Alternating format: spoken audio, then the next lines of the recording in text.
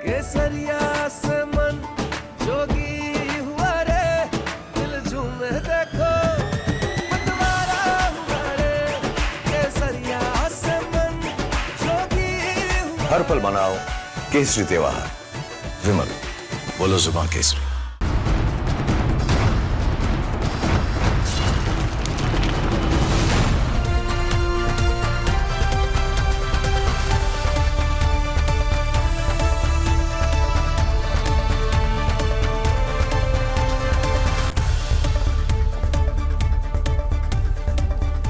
नमस्कार, बहुत स्वागत है आपका। आप देख रहे हैं प्रहार, आपके साथ मैं हूं सलोनी श्रीवास्तव अजमेरा। और प्रहार में आज सबसे पहले बात विवादित फिल्मी कंटेंट की। एक फिल्म आती है, नाम रखा जाता है घूसखोर पंडित।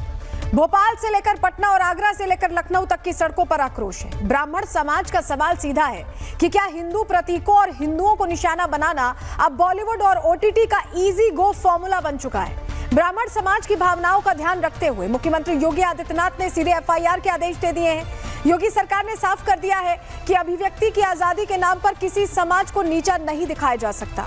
घूसखोर पंडित पर विपक्षी दल वोट की खुशबू खोज रहे हैं। अखिलेश यादव इसे बीजेपी का ही पैसा और बीजेपी की ही साजिश बता रहे हैं। इस पूरे घटनाक्रम में मायावती की सोशल इंजीनियरिंग 2.0 की आहट भी सुनाई दे रही है।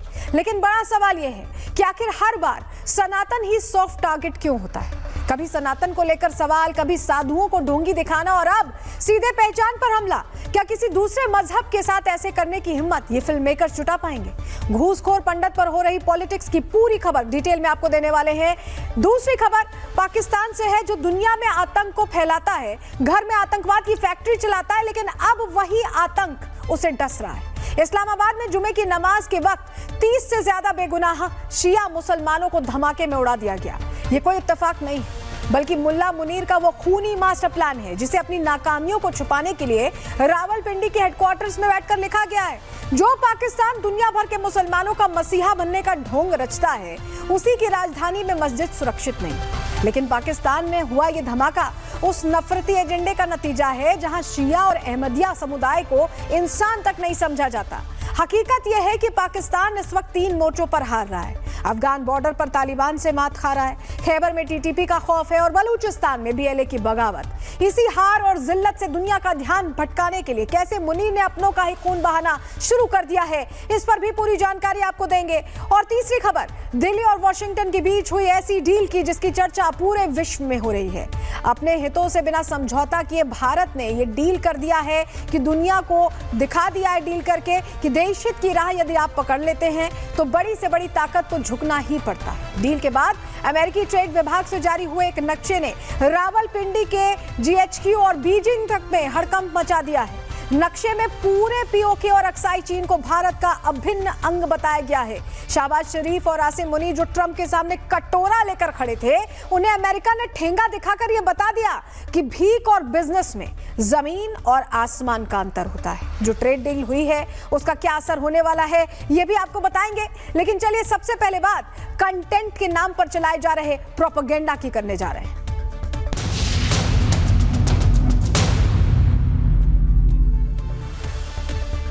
तो चलिए प्रहार की शुरुआत करने जा रहे हैं आज की सबसे बड़ी खबर के साथ, जहां फिल्म घूसखोर पंडित का box office CM Yogi Adityanath ने हिला कर रख दिया है। अपने पुराने प्रोपेगेंडा के साथ मुंबई से निकली ये फिल्म कैसे बाबा के प्रदेश में आते आते चोटिल हुई है और कैसे योगी की फिरकी में अखिलेश यादव क्लीन बोल्ड हुए हैं, पूरी खबर आपको बताएंगे। लेकिन सबसे पहले आपको जरा तस्वीर दिखा देते हैं।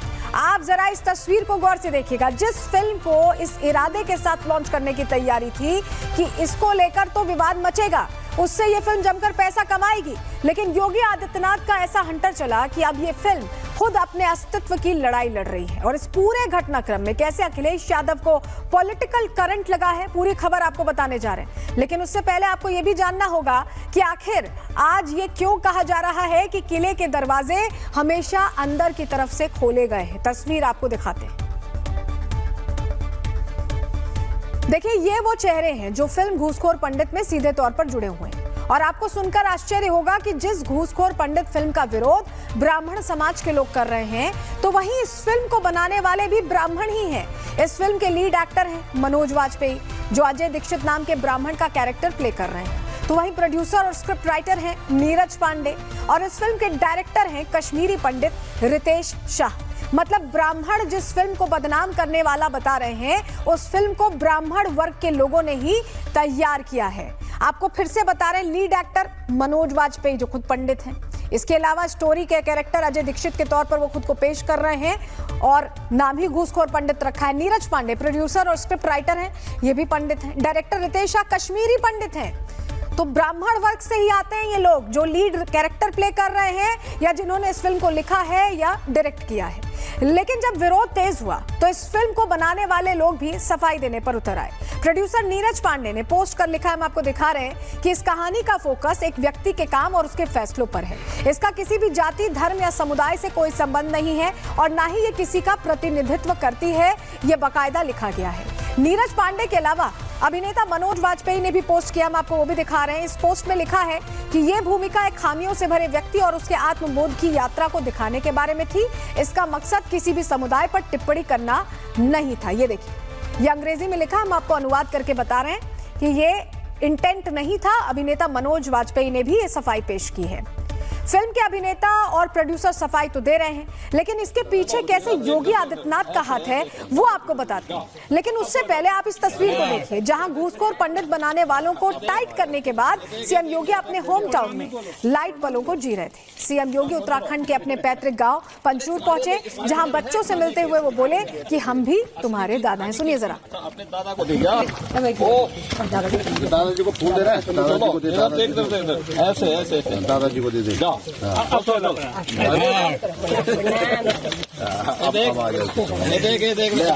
नाम भी बोलो, अपना नाम भी बोल। खुश रहो।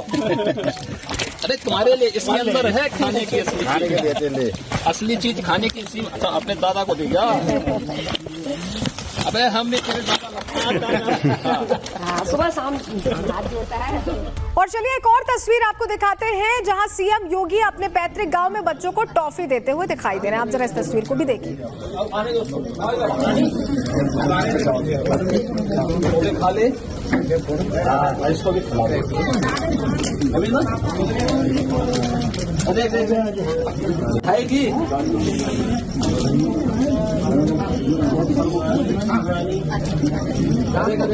खाएगी। फिल्म मेकर्स को टाइट करने के बाद योगी अपने होम टाउन पहुंचे थे, तो वहीं अखिलेश यादव ने भी इसी बीच मौका देख योगी सरकार पर निशाना साधा। अखिलेश यादव का कहना है कि जो सरकार इन फिल्मों को बढ़ावा देती है, वो ही सरकार अब इसका विरोध करने का नाटक कर रही है। आप उनका बयान भी सुन लीजिए। ओटीटी पे चलाने की परमिशन किसने दी? बीजेपी ने दी। ये बताइए, बीजेपी का ही ओटीटी है, सरकार जानती है क्या ओटीटी पे आ रहा है? अगर किसी ने कोई सीरियल बनाया है तो उसकी अनुमति तो ली होगी ना सरकार से। तो जब अनुमति सरकार से ली तो अनुमति सरकार ने कैसे दे दी? अब वो ये चाहते हैं कि आप पक्ष में बोलोगे तो फंस जाओगे, खिलाफ बोलोगे तो फंस जाओगे। देखिए, घूसखोर पंडित फिल्म को लेकर सीएम योगी और अखिलेश यादव आमने सामने आ गए हैं। क्यों हम ऐसा कह रहे हैं, चलिए जानकारी आपके सामने ग्राफिक्स के जरिए रखते हैं, आपको बताते हैं कि क्यों हम ऐसा कह रहे हैं। दरअसल घूसखोर पंडित पर अब सियासी करंट भी तेज होता दिखाई दे रहा है, क्योंकि रिएक्शन सब आने लगे हैं, अलग अलग बयानबाजियां हो रही हैं। किसने किसने बयान दिया, हम आपके सामने वो जानकारी रख रहे हैं। घूसखोर पंडित पर रिएक्शंस कैसे आ रहे हैं, ग्राफिक्स प्लेट बदलिएगा प्लीज। लगातार ये हम जानकारी देने की कोशिश कर रहे हैं। योगी आदित्यनाथ ने डायरेक्टर पर दरअसल एफआईआर के आदेश दिए, हमने आपको बताया। योगी सरकार की जीरो टॉलरेंस नीति के तहत ही ये कदम उठाया गया है। प्रदर्शनकारियों ने योगी आदित्यनाथ को धन्यवाद कहा है। दूसरी तरफ अखिलेश यादव ने इस मुद्दे पर बीजेपी को घेरने की कोशिश की है। अखिलेश कह रहे हैं कि ओटीटी प्लेटफॉर्म पर भी बीजेपी का पैसा लगा है, बीजेपी खुद ऐसे कंटेंट पर रोक नहीं लगा रही। अखिलेश ये बड़ी बातें कह रहे हैं, वो खुलकर सामने आ गए। समाजवादी पार्टी ने इसे ब्राह्मण विरोधी सरकार की छवि से सीधे सीधे जोड़ दिया है, लेकिन सीएम योगी के तेज एक्शन ने विपक्ष का जो खेल था उसे लगभग बिगाड़ दिया है। अखिलेश उस मुद्दे को सियासी रंग देना चाहते थे, लेकिन फिलहाल उसमें सफल होते नहीं दिख रहे हैं। अखिलेश यादव इस मुद्दे के जरिए 2027 की पिच सेट करना चाहते थे। योगी आदित्यनाथ ने पहले ही बाउंसर में ही विपक्ष को बोल्ड कर दिया, ऐसा लग रहा है, क्योंकि अखिलेश ने जो कुछ कहा उससे पहले ही योगी आदित्यनाथ ने एक्शन लिया है, एफआईआर दर्ज कराई है। इसको लेकर लगातार अब सियासी रिएक्शंस आ रहे हैं। क्या कहना है सियासतदानों का, सुनवा रहे हैं। OTT और नेटफ्लिक्स विभाग का घूसखोर बजट के नाम से एक फिल्म के प्रदर्शन की घोषणा की गई। पूरे प्रदेश की, पूरे देश के ब्राह्मण समाज में इसको लेकर के बहुत ही व्यग्रता थी। सब लोग अपने आप को कष्ट में महसूस कर रहे थे, मानसिक कष्ट था।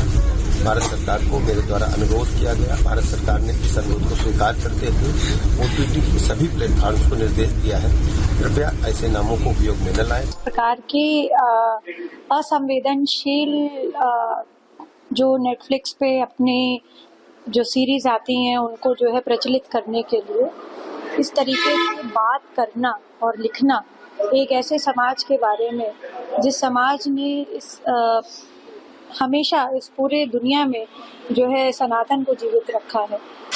देखिए, आजकल ये परंपरा बन गई है कि ब्राह्मणों को टारगेट करना, ये कुछ लोगों की आदत लग गई है, लत लग गई है। ब्राह्मण समाज जिन्होंने देश को बहुत से रत्न दिए हैं और जिनका समाज में बहुत रिस्पेक्ट है, उसके बारे में घुसखोर पंडित कह के मुकदमा जरूर होना चाहिए।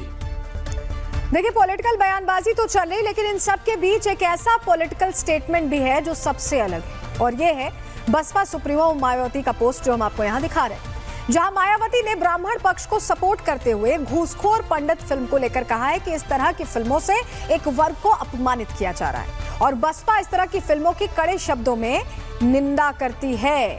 ये मायावती का वो पोस्ट जो उन्होंने किया हम आपको दिखा रहे हैं, और आप ये समझिए कि इस एक पोस्ट को लेकर कहा जा रहा है कि क्या मायावती अपने उस पुराने नारे पर शिफ्ट होने की तैयारी कर रही हैं जहां उनकी पार्टी का नारा हुआ करता था, हाथी नहीं गणेश है, ब्रह्मा विष्णु महेश है।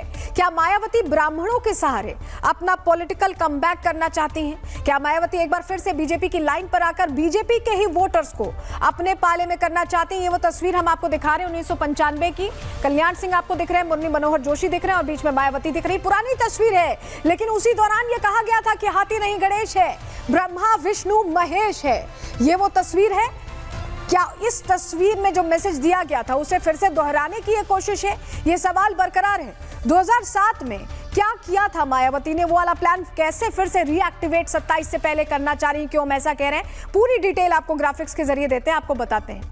बसपा सुप्रीमो मायावती ने घूसखोर पंडित का विरोध किया है, खुलकर विरोध किया है। लोगों ने कहा कि ये मायावती की सोशल इंजीनियरिंग टैक्टिक्स है।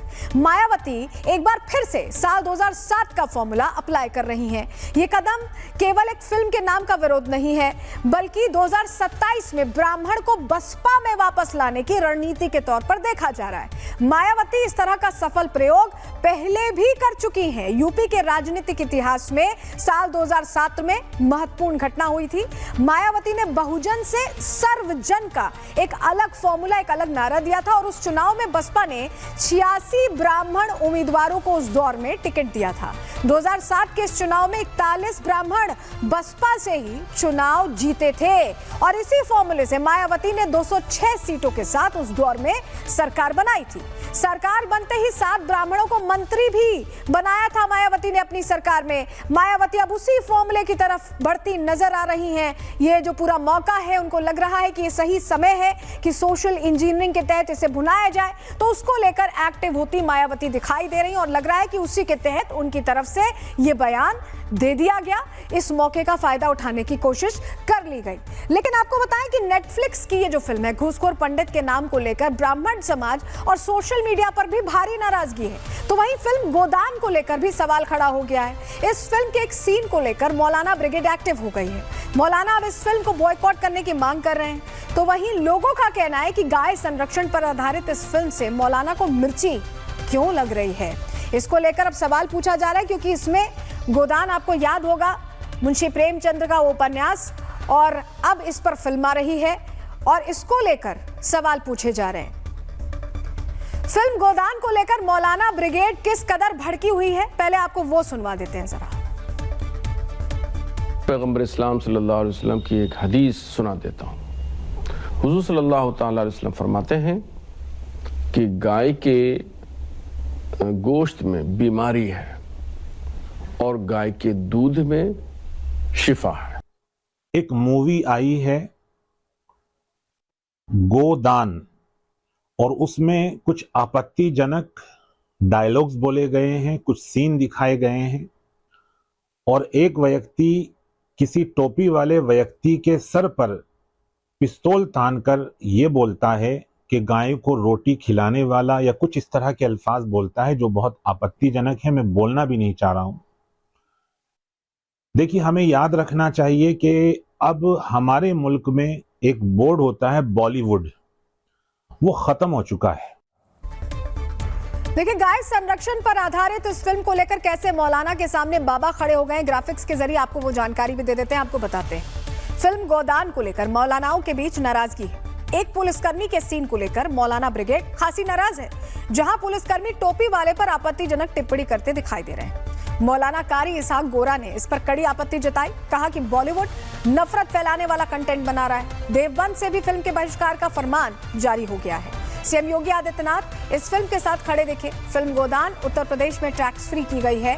योगी के बाद उत्तराखंड में भी गोदान को टैक्स फ्री कर दिया गया है। उड़ीसा में भी फिल्म टैक्स फ्री है, सीएम ने इसकी घोषणा कर दी है। तो देखिए, अब गोदान तो रिलीज हो चुकी है और बाबा के खड़े होते ही मौलाना भी ठंडे पड़ चुके हैं। लेकिन सबसे बड़ा सवाल तो आज ये है कि गाय संरक्षण पर आधारित फिल्म से भी मौलाना नाराज है, तो वहीं एक पूरे वर्ग को ही घूसखोर बता देने से ये बॉलीवुड वाले चूकते क्यों नहीं? घूसखोर पंडित तो आज की बात है, लेकिन ये सिलसिला बहुत पुराना है। 1975 में एक फिल्म आई थी, हम आपको उसका पोस्टर दिखा रहे हैं, पोंगा पंडित। इस फिल्म में रणधीर कपूर अभिनेता थे। मतलब ये कोई आज का खेल नहीं है, बल्कि दशकों से ये प्रोपेगेंडा चलाया जा रहा है। आप देख रहे हैं 1975 की उस फिल्म का पोंगा पंडित से शुरू हुआ और अब घूसखोर पंडित तक आ चुका है। आप समझ रहे हैं? मतलब ये कोई नई बात नहीं है। अब क्रिएटिविटी के नाम पर शुरू हुआ ये खेल कैसे हकीकत में एक प्रोपेगेंडा है, आपको जरा ग्राफिक्स के जरिए समझाते हैं, थोड़ी डिटेल इस पर भी आपको दे देते हैं। देखिए, घूसखोर पंडित सिर्फ नाम नहीं है, सहनशीलता परखने का प्रयोग है। बॉलीवुड और नेटफ्लिक्स मतलब ओटीटी प्लेटफॉर्म्स हिंदुओं को सेफ टारगेट समझते हैं और सालों से हिंदुओं को घूसखोर, लालची, ढोंगी इस तरह के रंगों में रंगा जा रहा है। घूसखोर और पंडित को जोड़ना क्रिएटिविटी कम लगती है, बल्कि ब्राह्मण पहचान को अपमानित करने की रणनीति लगती है। यहाँ घूसखोर किसी दूसरे धर्म से जोड़ने की हिम्मत नहीं हो सकती। फिल्में, सीरीज में ब्राह्मणों को निगेटिव दिखाने के पुराने उदाहरण हैं। फिल्म दुश्मन में गोकुल पंडित को बलात्कारी सीरियल किलर दिखाया गया। फिल्म मातृभूमि में पंडित जगन्नाथ को क्रूर और हिंसक बनाया गया। फिल्म पीके और ओएमजी में साधुओं को ढोंगी और ठग दिखाया गया। नेटफ्लिक्स की अन्नपूर्णा में ब्राह्मण लड़की को मांसाहारी दिखाया गया। फिल्म लीला में हिंदू राष्ट्र को कट्टर और जातिवादी बताया गया। अ सूटेबल बॉय में मंदिर में किसिंग सीन से हिंदू भावनाओं का अपमान किया गया। तो बहुत सारे ऐसे मामले, ये तो हमने कुछ आपको बताए हैं, बहुत सारे ऐसे मामले जो पहले भी इस तरह से अपमानित सनातन को करते रहे। देखिए, बॉलीवुड में पोंगा पंडित, घूसखोर पंडित जैसी फिल्में बनाई जाती हैं। कई फिल्मों में ठाकुर, ब्राह्मण को हमेशा से विलन पेश किया गया। क्या ये बॉलीवुड की पुरानी बीमारी है जो समाज में जहर खोलती है? और क्या ये किसी दूसरे धर्म के नामों के साथ ऐसा कर सकते हैं? इस पर एक्सपर्ट्स का क्या कहना है, उन्हें भी सुन लीजिए। पिछले कुछ समय से चाहे जाति का विषय हो, धर्म का विषय हो, अगर पहले की तरह फिल्में उनको चित्रित करती हैं तो समाज उसके विरुद्ध उठ के खड़ा हो रहा है, उसका विरोध कर रहा है। हालांकि हम लोगों ने देखा है कि हमारी फिल्मों में जब हमारे पंडितों को, पूजा पाठ को, पुरोहितों को मजाक बनाया जाता था, उनको एक प्रकार से विदूषक साबित किया जाता था, तो हॉल में तालियां पीटती थी और उसमें ब्राह्मण भी होते थे। बॉलीवुड दशकों से यह प्रोपेगेंडा चलाता रहा है, लेकिन इस बार ब्राह्मण वर्ग से जुड़े लोगों ने अपनी आवाज तेज कर दी है और पूरे देश में विरोध प्रदर्शन किए जा रहे हैं, जिसकी तस्वीर अभी हम आपको दिखा भी रहे हैं। देखिए, पूरे देश में अलग अलग जगहों पर ये प्रदर्शन हो रहे हैं। ये जो फिल्म बना रहा है नीरज पांडे, उसके खिलाफ तो तस्वीरें आप जो देख रहे हैं, किस तरह के प्रदर्शन ये चल रहे हैं और विरोध जताया जा रहा है कि आखिर बार बार हिंदुओं को ही इस तरह के नामों से टैग देना या इस तरह से सवाल खड़े करना, उनकी छवि खराब दिखाना, ये आदतन हो रहा है क्या? ये सवाल पूछा जा रहा है।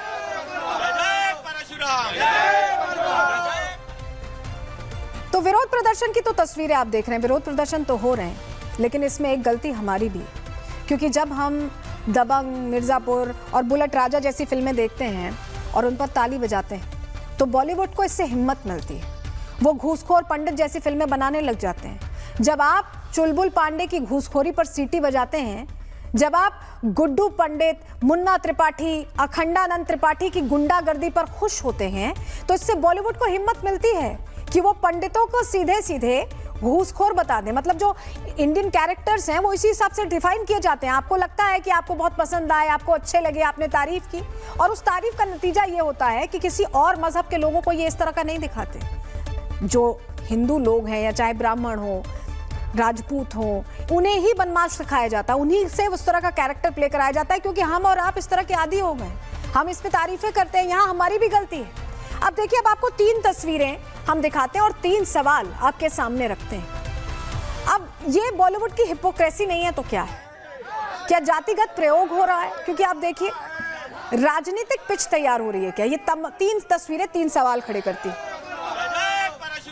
एक तरफ जाति को लेकर प्रयोग हो रहा है, सवाल आसानी से उठा दिया जाता है।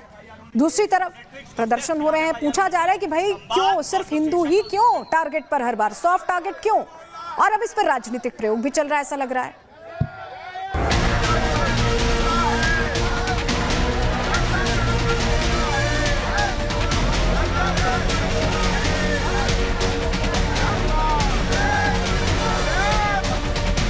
फिल्में समाज का आईना होती है, लेकिन जब इस आईने में चालाकियों की चटक पड़ जाए तो ये आईना समाज की गलत तस्वीर दिखाने लगता है। आज बॉलीवुड के इस आईने में भी दरार पड़ चुकी है। वो दरार जो समाज में एक ऐसी दीवार खड़ी कर देना चाहती है जहां हिंदुओं को जातियों के हिसाब से बांटने का मन मुताबिक खेल चल रहा है। दशकों से कैरेक्टर की रंगाई पुताई के खेल में जुटा बॉलीवुड अब इस राह पर आकर खड़ा है जहां वो ब्राह्मण समाज के लोगों को बिना किसी शर्म के घूसखोर बता रहा है। ये वो दुस्साहस है जिस पर क्रिएटिविटी का दाना डाला जा रहा है। मतलब क्रिएटिविटी के नाम पर किसी की पहचान के साथ बदनामी का पर्चा फाड़ना, किसी एक वर्ग को किसी पहचान के रंग में रंग। लेकिन क्रिएटिविटी के स्वघोषित झंडावाहक कभी ये क्यों नहीं बताते कि आखिर क्रिएटिविटी का ये सारा बोझ हिंदुओं की पहचान तले होकर ही क्यों गुजरता है? आखिर क्यों दशकों से गांव का सबसे बड़ा गुंडा एक हिंदू नाम वाला ही रहा? आखिर क्यों क्षेत्र का सबसे बड़ा सूदखोर सेठ जी की शक्ल में कोई हिंदू नाम वाला ही रहा? आखिर क्यों पोंगा पंडित से शुरू हुई ये हिमाकत अब घूसखोर पंडित तक आ पहुंची है? और आखिर क्यों बॉलीवुड के ये स्क्रिप्ट राइटर्स किसी दूसरे धर्म पर ज्ञान उकेरने से पहले अपनी कलम तोड़कर फेंक देते हैं? क्या बॉलीवुड की क्रिएटिव प्रयोगशाला में सिर्फ हिंदू नामों के साथ ही खिलवाड़ की इजाजत है, या फिर वो कौन लोग हैं जो किसी दूसरे धर्म को लेकर फिल्म बनाने से पहले अपनी सुरक्षा टाइट करने बैठ जाते हैं, लेकिन हिंदू नामों का जिक्र होते ही चाहे कैरेक्टर बदमाश हो, सूदखोर हो, माफिया हो, निर्देशक से लेकर प्रोड्यूसर तक सबका क्रिएटिव दिमाग हर मानक को बाईपास कर जाता है। ऐसे में आज जरूरत है उस मानसिकता पर प्रहार की जो समाज में ऐसे विभाजनकारी बीज बोता आ रहा है। Bureau report, Republic Bharat. तो चलिए, अब इस फिल्म को लेकर तो विवाद छिड़ रहा है, राजनीति भी हो रही है, क्या होता है आगे इस पर हमारी नजर रहेगी। लेकिन अब बात नापाक पाकिस्तान की, जो अपनी ही लगाई जिहाद की आग में सुलग रहा है। एक दिन पहले इस्लामाबाद में जो धमाका हुआ उस पर एक चौंकाने वाला खुलासा सामने आया। जिस आत्मघाती हमलावर ने एक दिन पहले इस्लामाबाद के इमामबाड़े में 30 से ज्यादा लोगों की जान ली, वो मुल्ला मुनीर का ही एजेंट था। इस धमाके से पहले और बाद की कई कड़ियां मुल्ला मुनीर से जुड़ती दिखी। ये सब सिलसिलेवार ढंग से आपको बताएंगे, आपको सबूत के साथ ये भी दिखाएंगे कि कैसे मुल्ला मुनीर अपने ही ट्रैप में फंस गया है। लेकिन सबसे पहले आप मुनीर की कारगुजारियों का सबूत देख लीजिए। सबूत आपके सामने हम रख रहे हैं। यही वो हमलावर है जिसने कल इस्लामाबाद की शिया मस्जिद को बुरी तरह से दहलाया। 30 से ज्यादा लोग मारे गए। मुनीर के टट्टुओं ने छूटते ही बोला कि ये टीटीपी, बीएलए या फिर भारत की तरफ से करवाया गया हमला हो सकता है। लेकिन इस एक डॉक्यूमेंट ने मुनीर के जो प्लान है उसकी कलई खोल दी, क्योंकि यह हमलावर कहीं और नहीं बल्कि पाकिस्तान का रहने वाला है। यानी इस धमाके की साजिश मुल्ला मुनीर और उसके गुर्गों ने ही रची है। चलिए, आपको मुनीर के लिए कुर्बानी देने वाले इस एजेंट का बायोडेटा भी दे देते हैं। ग्राफिक्स के जरिए समझिए, पूरी जानकारी आपको देते हैं। हमलावर का नाम यासिर के तौर पर सामने आया, यासिर खान। पेशावर का रहने वाला है यासिर, और धमाके के बाद उसका आईडी कार्ड मिला जिसकी तस्वीर हम यहाँ आपको दिखा रहे हैं। 1 जनवरी 2000 में पैदा हुआ था यासिर, और पहले टीटीपी और बीएलए पर आरोप लगा रहे थे मुनीर कि उनकी तरफ से किया गया है। पेशावर का अब यह आत्मघाती हमलावर निकला है इसकी जानकारी सामने आने के बाद। और देखिए, इसी यासिर ने कल इस्लामाबाद को धमाके के शोर से बहरा कर दिया। निशाने पर थे शिया मुसलमान, इमामबाड़े को टारगेट किया गया। देखिए कैसे मस्जिद के अंदर शवों का ढेर लग गया था। लोग अपने साथ के लोगों को बचाने के लिए मदद की गुहार लगाते रहे, लेकिन हासिल कुछ नहीं हुआ। जुमे की नमाज अदा करने आए लोग बेमौत कैसे मारे गए, आप तस्वीर में देखिए।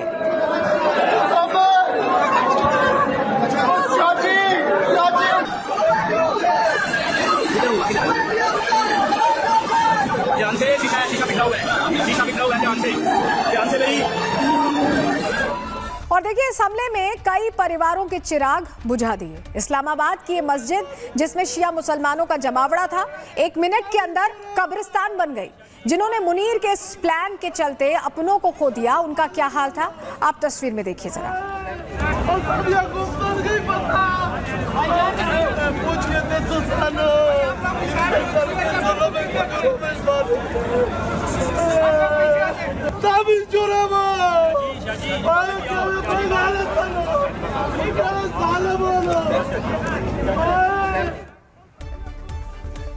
तो पाकिस्तान किस तरह से दहला, ये आप तस्वीर में देख रहे थे। लोगों ने अपनों को खो दिया, लेकिन हुआ क्या था पाकिस्तान में, पूरी घटना क्या हुई थी, कल कितने लोगों के घायल होने की जानकारी, कितने लोगों की मौत हुई है, पूरी डिटेल आपको ग्राफिक्स के जरिए देते हैं, आपको बताते हैं हुआ क्या।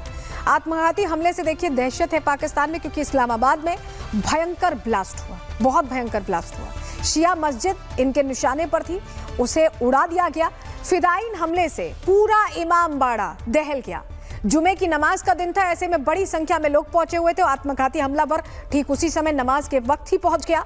अब तक जानकारी मिल रही कि 31 लोगों की मौत हुई है और 169 से ज्यादा लोग घायल हैं। ये आंकड़े बदल भी सकते हैं, क्योंकि बहुत सारे लोग अभी भर्ती हैं, उनकी स्थिति गंभीर बताई जा रही है। तो ये आत्मघाती हमला जब हुआ तो अलग अलग वर्जन सामने आए, अलग अलग कहानियां पेश की गई कि BLA ने किया है, TTP ने किया है, ये तक कह दिया गया कि भारत ने किया है, लेकिन सच्चाई सामने आ ही गई।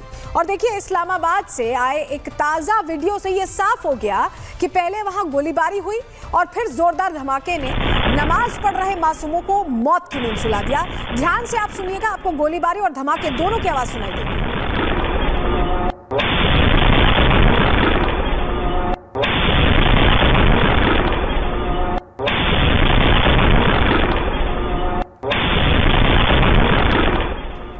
और चलिए अब आपको वो सबूत दे देते हैं जिससे मुल्ला मुनीर के इस कत्लेआम प्लान का भंडाफोड़ हो जाएगा।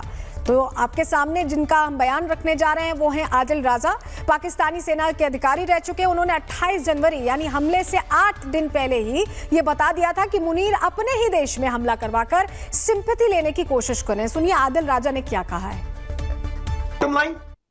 आसिम मुनीर मिस्त्री इज लाइकली टू एस्केलेट। आने वाले दिनों में हिंदुस्तान और अफगानिस्तान के बॉर्डर के ऊपर ये दोबारा पंगा लेके उस बॉर्डर को खोलेगा। वहां पे कुछ इंडिया में करवाएगा प्रॉक्सीज के जरिए, अफगानिस्तान में भी प्रॉक्सीज के जरिए कुछ करवाया जाएगा और अपने लोगों के ऊपर भी दहशतगर्दी करवाई जाएगी। इल्जाम उसका अफगानिस्तान और हिंदुस्तान पे लगाया जाएगा और वहां पे भी होगा, वो कहेंगे नहीं ये तो दहशतगर्द करवा रहे हैं, इससे हमारा कोई तल्लुक ही नहीं है। देखिए आदिल राजा की बात से यह साफ है कि मुनीर ने अपने फायदे के लिए, अपनी नाकामी छिपाने के लिए शियाओं का खून बहाया है। इस बात से शियाओं में बेहद गुस्सा है। पाकिस्तान में शियाओं ने मुनीर का कच्चा चिट्ठा खोल दिया है और उसके पाले पुलिस और सेना के अधिकारी कुछ नहीं कर पाए। आप देखिए जरा खुद। कश्मीरी गुरुओं को तुमने पाला, दहशतगर्दों को तुमने पाला, हमारी नस्ल कुशी तुम लोगों ने की। अभी बकवास करते हो कि यहाँ से निकलो। अच्छा सर प्लीज, शर्म नहीं आती तुम लोगों को। कश्मीरी गुरुओं को तुमने पाला, दहशतगर्दों को तुमने पाला, हमारी नस्ल। देखिए आपको बताएं कि ये पहली बार नहीं है ऐसा कि इस तरह से हो रहा है, ये बार बार होता रहा है। और जिन्ना ने जो मुसलमानों का देश बनाया था उसमें शिया मुसलमान, अहमदिया मुसलमान के लिए कितनी मुश्किल डगर है। क्यों हम ऐसा कह रहे हैं? क्योंकि एक पूरी फहरिस्त है, पूरी कहानी है जो बार बार बताती है कि शिया मुसलमानों पर पाकिस्तान में जुल्म होता है। जानकारी आपके सामने हम रख रहे हैं, आपको बताते हैं। देखिए 1980 में जियाउल हक ने सिपाह-ए-सहाबा पाकिस्तान बनाई थी।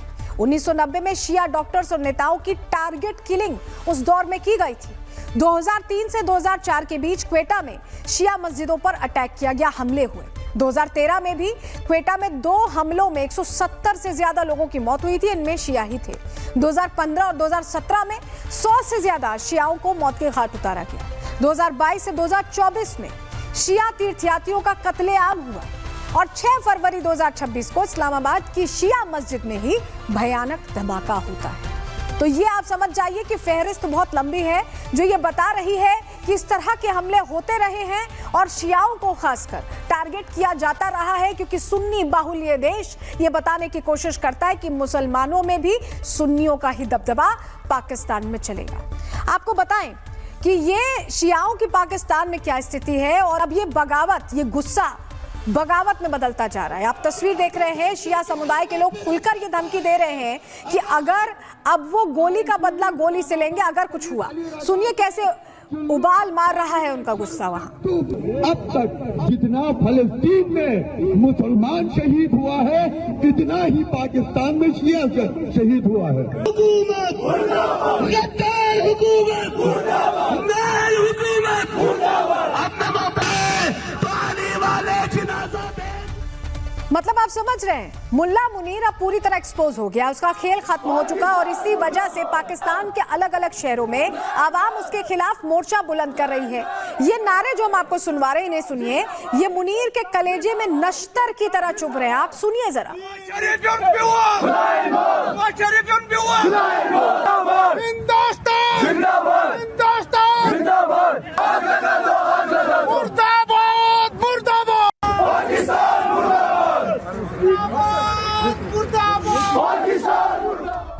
मतलब पाकिस्तान में गुस्सा चरम पर है। सवाल यह है कि पाकिस्तान में शिया मुसलमानों को टारगेट क्यों किया जा रहा है? तो इसका जवाब यह है कि पाकिस्तान में सिर्फ सुन्नी मुसलमानों की चलती है। हिंदू और सिख तो दूर, मुनीर और शाहबाज की जोड़ी शिया और अहमदिया मुसलमानों तक पर तरस नहीं खाती।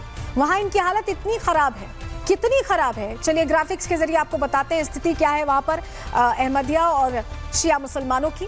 पाकिस्तान में करीब 96% आबादी मुसलमान और इस मुस्लिम आबादी में करीब 90% सुन्नी मुसलमान है और मुश्किल से 10 से 12% शिया मुसलमान है। अब बचे हुए 4 से 5% लोगों में हिंदू भी हैं, सिख भी हैं, ईसाई भी हैं और अन्य समुदाय के लोग भी हैं। मुसलमानों की एक और नस्ल है अहमदिया मुसलमान, लेकिन पाकिस्तान के सुन्नी मुसलमान इन्हें मुसलमान तक नहीं मानते। हिंदुओं और सिखों पर पाकिस्तान के इलाकों में आए दिन हमले होते रहते हैं, वो तस्वीरें आती रहती हैं। एक रिपोर्ट के मुताबिक पाकिस्तान में 38 लाख हिंदू रहते हैं जिन पर आए दिन अत्याचार होते हैं, यानी वहां सिर्फ और सिर्फ सुन्नी मुसलमानों की चलती है। ये खबरें सामने आती रहती हैं और समझिए शिया मुसलमानों के साथ वही भेदभाव एक बार फिर उनकी मौत की वजह बना। समझ रहे हैं आप, एक साथ 30 से ज्यादा लोगों को मार दिया गया, वो भी एक मुसलमान आत्मघाती हमलावर ने ही मारा। और हैरत की बात तो यह है कि प्रशासन जान गंवाने वाले लोगों के शव तक उनके अपनों को नहीं दे रहा है। देखा आपने, बेगैरत मुल्क और उसका 2 कौड़ी का फील्ड मार्शल जो अपने ही लोगों की जान लेकर खुद की फेस सेविंग में लगा हुआ है। अब तो पाकिस्तान की आवाम ने ही मुनीर को चैलेंज करना शुरू कर दिया है। पाकिस्तान यानी वो मुल्क जिसने आतंक के सांपों को पाला पोसा, उन्हें दूध पिलाया और अब वो जहर उगल रहे हैं। मुनीर इन आतंकियों को हर बार भारत के खिलाफ हथियार की तरह इस्तेमाल करता था, लेकिन अब उसने अपने ही लोगों के चीथड़े उड़ाने शुरू कर दिए। बात चाहे जो भी हो, पाकिस्तान आतंक की बेड़ियों में जकड़ा है और इसका सबूत हम आपको ग्राफिक्स के जरिए समझाते हैं, बताते हैं। देखिए, ग्लोबल टेररिज्म में पाकिस्तान दूसरे नंबर पर है। आतंकवाद से दुनिया का दूसरा सबसे बुरी तरह प्रभावित देश है पाकिस्तान। 2025 में चौथे से दूसरे नंबर पर पहुंचा है और 2025 में टीटीपी के हमले 90% बढ़ गए। बीएलए के हमलों में भी 60% तक की बढ़ोतरी हुई है। वहीं आईएसकेपी ने भी पाकिस्तान में हमलों को बढ़ा दिया है। आईएसएस का खुरासान प्रोविंस मॉडल जो है वो यहाँ एक्टिव है। खैबर पख्तूनख्वा और बलूचिस्तान सबसे ज्यादा प्रभावित है। टीटीपी को माना गया सबसे खतरनाक आतंकी संगठन पाकिस्तान में और अभी हालात पाकिस्तान में बहुत खराब है, हर तरफ से घिरा हुआ है। और देखिए, इसी आतंकिस्तान, आतंक परस्त पाकिस्तान की दुनिया में क्या इमेज है वो भी आपको दिखा देते हैं। पाकिस्तानी पत्रकार ही खुलकर अपनी सरकार की कारगुजारियों पर बोल रहे हैं, उनकी काली करतूतों का हिसाब दे रहे हैं कि पाकिस्तान फिर भी बाज नहीं आ रहा। आपने सुना क्या कह रही है वहां की पत्रकार, और आएगा भी कैसे? जिस मुल्क की सरकार और सेना ही आतंक परस्त मानसिकता की हो, वहां आतंक पर लगाम लगाना तो दूर, उसके बारे में सोचना तक बेमानी है। पाकिस्तान में मुल्ला मुनीर अपनी ही आवाम की लाशों पर चढ़कर फील्ड मार्शल के तख्त पर बैठे रहना चाहता है, लेकिन उसका यह ख्वाब ज्यादा दिन तक नहीं चलने वाला, क्योंकि पाकिस्तान में अब बगावत का बम फूटने वाला। ये रिपोर्ट देखिए।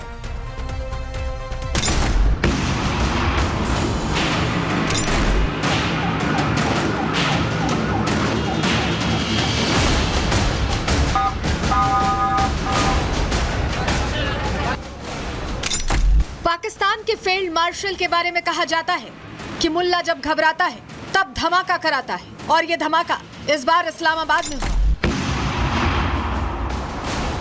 एक दिन पहले जुमे की नमाज पढ़ रहे 30 से ज्यादा शिया मुसलमान मुनीर के नापाक प्लान की भेंट चढ़ गए। शिया मुसलमान बेमौत मारे गए, उनमें से कई के चीथड़े उड़ गए।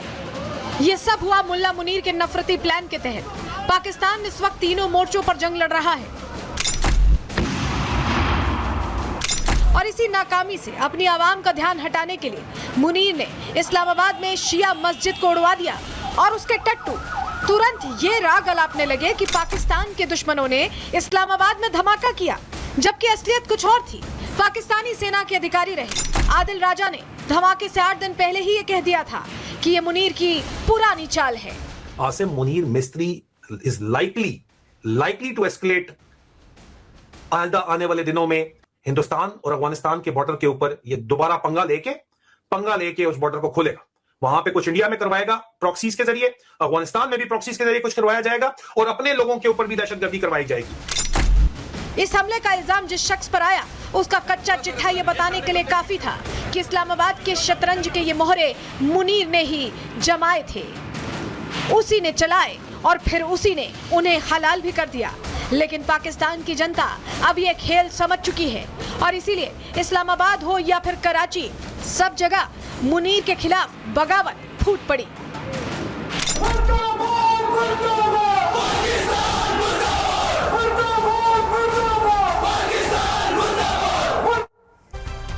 और देखिए अब पाकिस्तान और चीन की जोड़ी को लगे उस झटके की भी बात कर लेते हैं जो अमेरिका ने दिया है। अमेरिका ने भारत के साथ ट्रेड डील करते ही ये साफ कर दिया कि ना तो पीओके पर कोई चालबाजी चलेगी, ना ही अक्साई चीन पर कोई विवाद रहेगा। इस मुद्दे पर अमेरिका भारत के साथ है।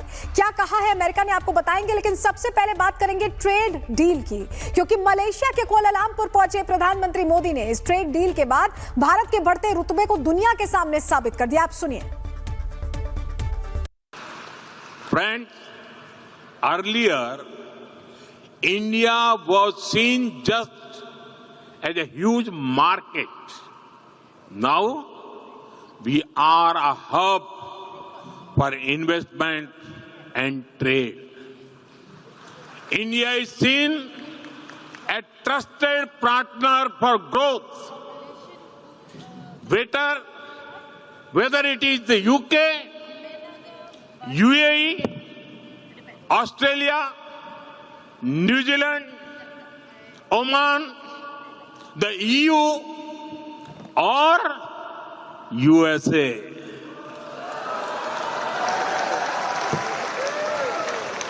Countries have trade deals with India.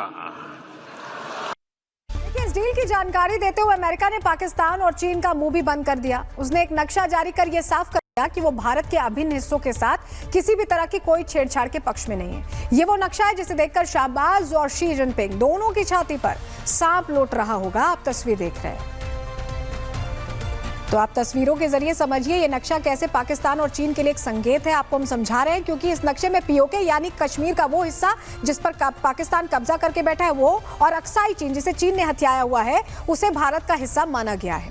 यानी पाकिस्तान के सीधे जवाब एक तरह से दे दिया गया है कि पीओके किसका है। जबकि कुछ महीने पहले शहबाज शरीफ का कहना था कि वो जान दे देंगे लेकिन कश्मीर नहीं देंगे। सुनिए क्या कहा था शहबाज शरीफ ने तब।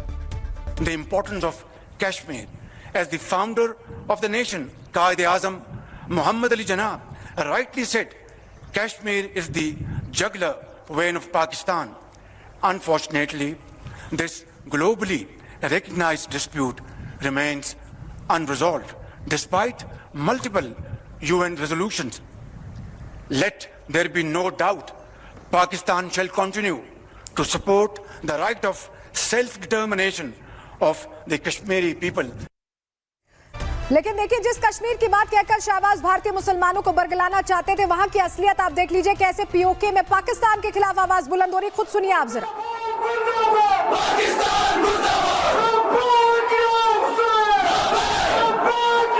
देखिए ये पाकिस्तान के झूठे नैरेटिव के लिए चुनौती है। वो दुनिया भर में मुसलमानों को जो मसीहा बनता फिरता है, दावे करता है कि कश्मीर में मुसलमानों का शोषण हो रहा है, लेकिन उसी कश्मीर का मुसलमान पाकिस्तान को उसकी औकात दिखा रहा है।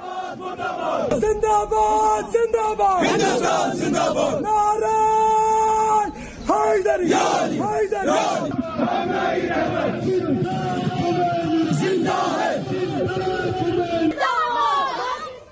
और देखिए, शाहबाज और मुनीर की जोड़ी अफवाह फैलाती है कि कश्मीरियों के साथ दोगला व्यवहार किया जा रहा है, लेकिन कश्मीर में शहीद जवानों को भारत के गृह मंत्री सम्मान दे रहे हैं। देखिए जम्मू की तस्वीरें जहां पर अमित शाह पहुंचे और शहीदों के परिवार वालों से मुलाकात की है। और साथ ही देखिए, अब दुनिया को अमेरिका ने भी बता दिया है कि पीओके किसका, एक्साई चीन किसका है। तो अब टेंशन में तो वो देश बैठे, हम तो निश्चिंत हैं। फिलहाल प्रहार में रुक रहे एक छोटे से ब्रेक के लिए, जल्द लौट रहे हैं।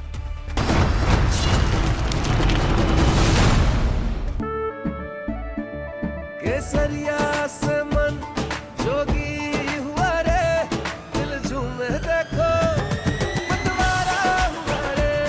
केसरिया से मन जोगी हुआ। हर पल मनाओ केसरी त्योहार। विमल, बोलो जुबान केसरी।